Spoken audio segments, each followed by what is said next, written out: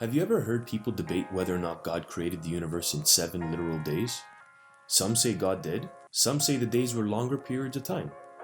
The main issue is that science appears to show that the universe came into existence over a long period of time, and that contradicts with the literal interpretation of the Bible, more specifically the days mentioned in Genesis. We already discussed some of the evidences for the age of the universe in another video, so here we will focus on the actual words written in the book of Genesis. Let's take a look at some of the arguments for each and see if we can shed some clarity on this. There are some good arguments for the days of Genesis to mean a 24-hour period. Now the word day in Hebrew is yom and is always taken to mean a literal 24-hour period unless it is indicated otherwise, and there is no indication that this is not the case in Genesis. Also, since the days are used in sequential order, for example, first day, then second day, then third day, and so on, it always indicates a 24-hour period of time in the Old Testament. And there are some other things to consider. For example, the phrase evening and morning is used, which on the Jewish calendar, a 24-hour day begins at sunset and ends right before sunset the next day. Plus, consider this. Life can't exist without light for a long period of time. When you read Genesis chapter 1, you notice life was created on day 3, but the stars and sun were created on day 4. And also, plants can't live without animals for a long period of time. But again, when we read Genesis chapter 1, we see plants were created on day 3 and animals were created on day 5. All these arguments would suggest that we should read the days of creation to mean literal 24-hour days. But it appears that the universe came into existence over a long period of time.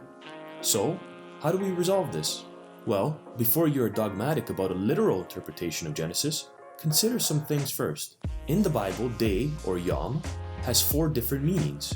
For example, yom can mean a literal 24-hour period, as we already discussed, but it could also mean a period of 12 hours. Remember, God called the light day, or yom, and the darkness night. The word yom can also mean a long period of time. For example, Genesis chapter 2 verse 4 says, "In the day that the Lord God made the heavens and the earth." So it's a blanket statement that covers all the days of creation.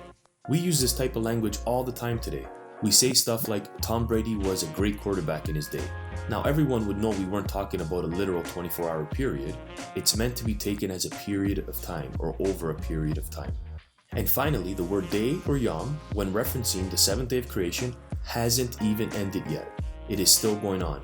Genesis 2:2 says, "On the 7th day God rested." And in the New Testament, in Hebrews chapter 4, verses 5 to 10, tells us that God is still in his rest period, also called the Sabbath. So if yom can have different meanings, then it could also have different meanings when applied to the Genesis account of creation. So, which is it? Well, the truth is, no one knows for sure because none of us were there. But this doesn't mean we should say that there is no truth, or no one has the truth. Instead, we have to do the best we can to try and understand history without the benefit of having a time machine. And yes, it is true whichever view you take, it may cause issues in terms of what you believe, but we still need to work through them together. You see, rather than argue over how long it took God to create the heavens and the earth, let's just try to work through it together, whichever side of the fence you're on. Because the point of the Genesis account is not how long it took God, but that God created the heavens and the earth. If you like this video, please don't forget to subscribe.